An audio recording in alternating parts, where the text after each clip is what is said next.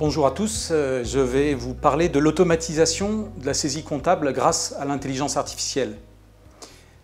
Vous dire en préambule que ça y est, la technologie est maintenant disponible et que l'IA est en train de rentrer massivement dans les cabinets comptables, dans les entreprises, pour réaliser des tâches qui étaient précédemment manuelles, répétitives, chronophages et qui requéraient malgré tout une vraie expertise métier. Alors de quoi parle-t-on quand on évoque la saisie comptable? Il s'agit de copier des lignes de dépenses qui viennent de différents documents comptables, des factures, des facturettes, des relevés de cotisation, des documents qui sont bien souvent sous des formats papier et que le comptable va rentrer dans un logiciel comptable en recopiant l'ensemble de ces lignes et en affectant une nature de dépense. Ça représente entre 30% et 50% du temps passé par le comptable.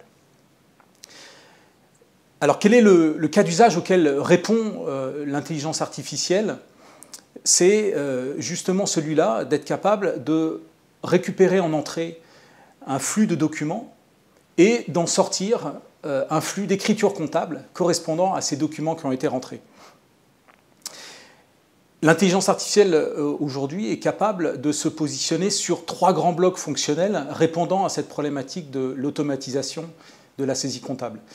Le premier bloc fonctionnel, c'est la capacité d'aller récupérer des feuilles qui sont bien souvent non triées, de toutes sortes, et la capacité d'aller remettre ensemble ces feuilles, recomposer les documents et comprendre la nature de ces documents. Le deuxième pan de l'intelligence artificielle dans ce domaine-là est la capacité à aller lire des factures, extraire les données de factures. Et enfin, le troisième bloc, et je reviendrai sur ces 3 blocs, le troisième bloc est important, est la capacité d'aller affecter comptablement l'ensemble des lignes qui sont récupérées et les envoyer dans le logiciel comptable. Si on revient sur ce premier bloc, toujours pour répondre à ce cas d'usage qui est le cas courant où le client d'un cabinet comptable ou dans une entreprise, on reçoit des masses de documents comptables. Le cas d'usage est celui-là. Je scanne des centaines de feuilles qui sont reçues par un logiciel à base d'intelligence artificielle. Et ce logiciel doit tout d'abord comprendre ce qu'il reçoit, donc être capable d'aller reconstituer les documents, trier, comprendre la nature de ces documents, pour être capable ensuite d'aller traiter ce qui sont des documents de nature comptable et notamment des factures. Donc là, on a un premier algorithme d'intelligence artificielle qui va reconnaître les pages, qui va être capable d'aller reconstituer des documents qui ont été mis en vrac dans un tas. Et donc, classiquement, une première page de facture qui se trouve au début du tas, une deuxième qui se trouve au milieu. L'IA sera capable d'aller reconstituer ces documents sous forme de PDF, reconstituer les PDF. Et une fois que ce travail a été fait, d'aller comprendre la nature des documents et donc d'aller trier entre des factures d'achat, de vente, des relevés de cotisation, des relevés bancaires et autres documents que l'algorithme est capable d'exposer au comptable pour lui éviter de faire ce tri. Ce qui est intéressant dans ces solutions et dans cette technologie, c'est qu'on va être capable de le coupler avec des contrôles qui sont là, qui sortent du champ de l'IA, qui sont plus des règles que l'algorithmie traditionnelle maîtrise bien, pour aller contraindre l'IA et comprendre si l'IA a bien fait son travail. Donc il faut bien comprendre que pour qu'une solution d'intelligence artificielle soit viable dans des champs d'application qui ne sont pas des champs technologiques, l'IA appliquée au cabinet comptable n'a rien de technologie dans sa finalité. Eh bien, il faut adjoindre à ces technologies la capacité d'aller contrôler en permanence ce que l'IA réalise. Puisque l'IA ne raisonne pas forcément comme nous, il peut y avoir des dérives. Un expert comptable, un expert métier ne supporterait pas que l'algorithme ne fasse pas bien le travail et est susceptible de le décrédibiliser très vite dès lors qu'une erreur surgit. Donc c'est très important d'adjoindre à ces technologies d'IA des capacités de contrôle. Une fois que les documents ont été triés, le deuxième pan technologique à base d'intelligence artificielle est la lecture des documents. la lecture des factures. Et là, on est face à une vraie rupture technologique, puisque l'IA va être capable de lire toutes sortes de factures venant de toutes sortes de fournisseurs, et même des fournisseurs que l'algorithme n'a jamais vus. Pour ceux qui connaissent ces systèmes-là, vous savez que jusqu'à maintenant, ce traitement de lecture de factures était fait à base de logiciels de reconnaissance de caractères, qu'on appelle OCR, et qui permettaient d'aller reconnaître les caractères. Et pour que ça soit exploité dans un cadre comptable, il fallait définir très précisément pour chaque facture les cadres géographiques sur lesquels récupérer les informations. Donc pour chaque facture, on devait préciser qu'en haut à droite, à tel endroit, il fallait récupérer la date de la facture, ou là ce serait plutôt le destinataire de la facture, en bas à droite, le montant total de la facture.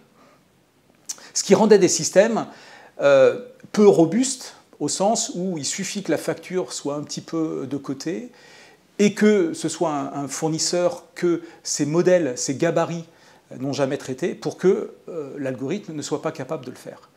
Dans le cas de l'IA, on est sur un fonctionnement totalement différent, puisqu'on est capable d'apprendre à la machine à lire une facture comme un humain le ferait.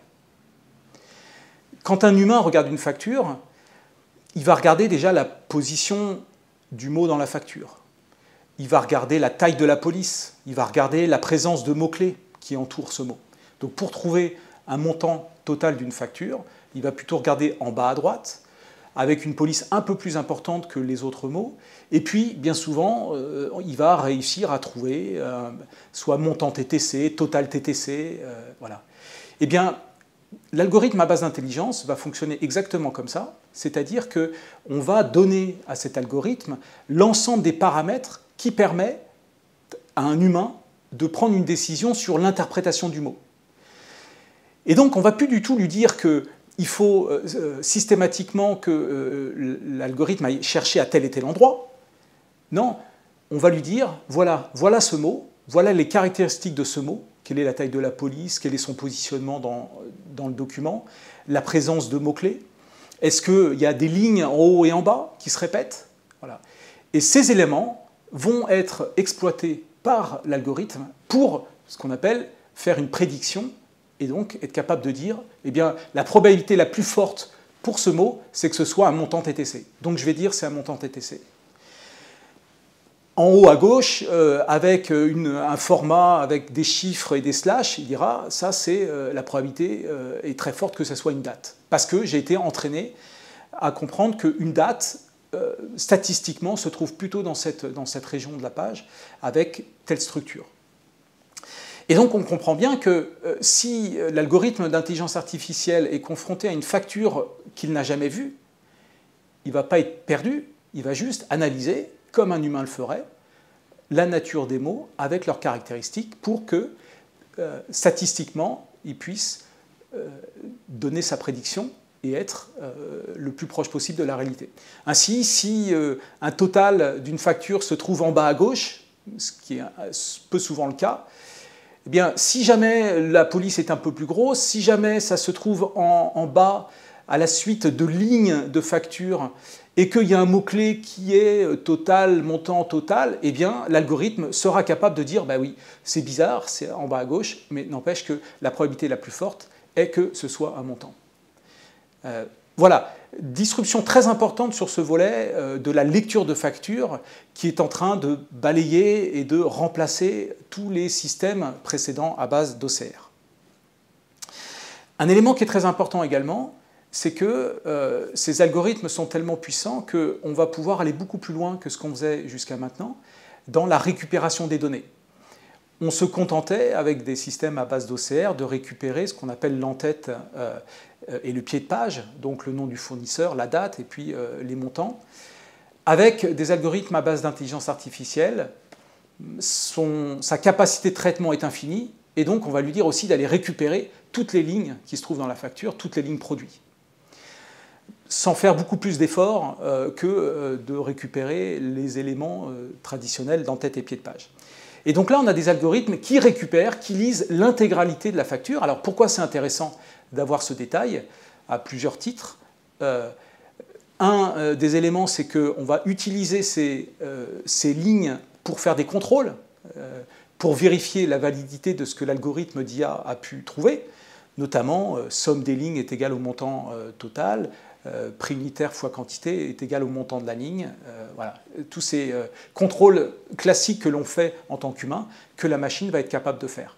Et l'autre élément, bien sûr, c'est qu'en récupérant l'intégralité de ces données, on apporte énormément de valeur à l'entreprise, au comptable, qui va pouvoir exploiter notamment les quantités, les prix unitaires, et donc vont pouvoir en déduire des services à forte valeur ajoutée.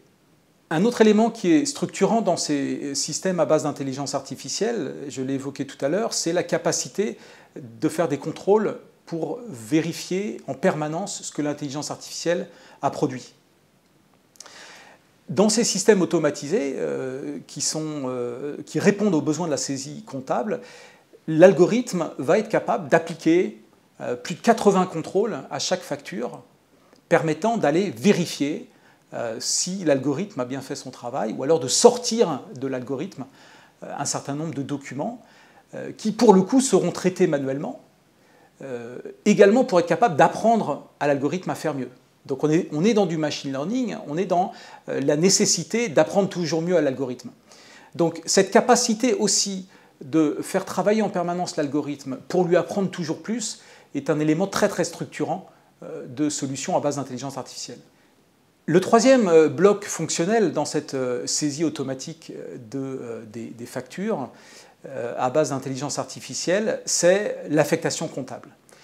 À partir du moment où on a récupéré les informations des factures, on a récupéré l'ensemble des lignes de facture, comme je l'ai évoqué, et pour n'importe quel comptable, la valeur apportée est très claire, puisque on va pouvoir travailler sur des affectations comptables pour chaque ligne de facture.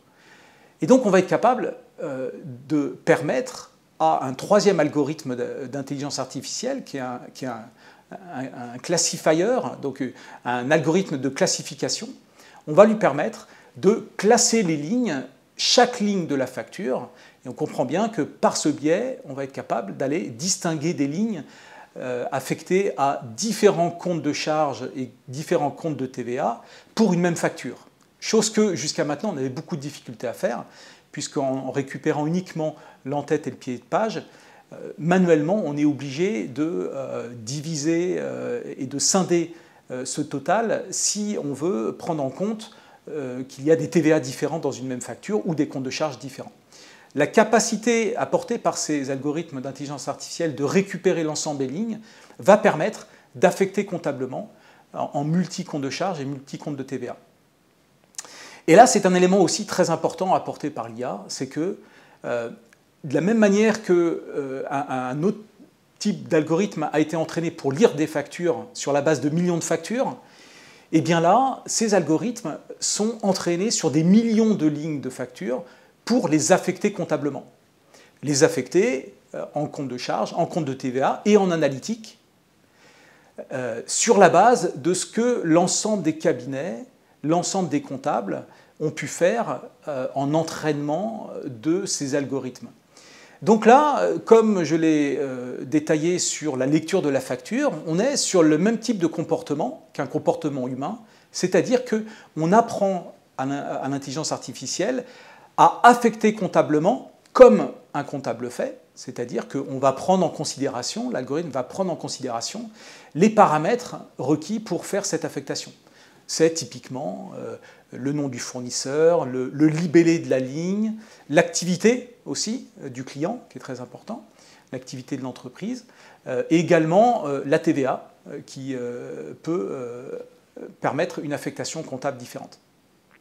Sur la base de ces 4 paramètres, l'algorithme va être capable de proposer des affectations comptables et d'apprendre au fur et à mesure des affectations comptables qui lui sont données par les professionnels.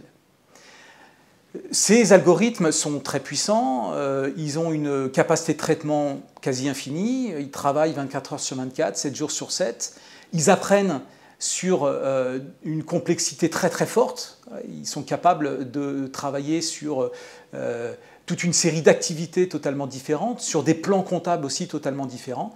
Et donc, ils constituent ce qu'on appelle des jeux d'apprentissage de plus en plus puissants, permettant de répondre à plus en plus de situations différentes. Je vous ai donc présenté l'état de l'art de la saisie comptable automatisée à base d'intelligence artificielle. Alors, beaucoup de choses sont en train d'être faites encore. On est au début de l'ère de cette saisie comptable automatisée. Ça fonctionne aujourd'hui, c'est présent dans les cabinets, c'est une réalité, c'est peut-être le premier métier, le métier de comptable, qui bénéficie de l'apport de l'intelligence artificielle ou qui est bousculé de plein fouet par l'intelligence artificielle. Ce qu'il faut comprendre, c'est que l'IA ne fait pas tout. Donc, et il n'y a rien de magique derrière, ce ne sont que des modèles statistiques qui, grâce à des gros serveurs, permettent effectivement d'apporter des résultats qui sont très, très, très impressionnants. Mais l'IA ne fait pas tout. Donc, pour vous dire ce que l'IA ne fait pas, c'est par exemple le fait que l'IA n'est pas capable de translater son intelligence d'une activité vers une autre.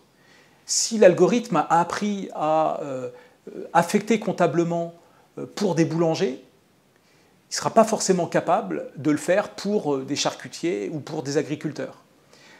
On parle ici d'IA sélective plutôt que d'IA générale, d'intelligence sélective par rapport à l'intelligence générale. Et vous avez sans doute entendu parler de cette IA faible et cette IA forte.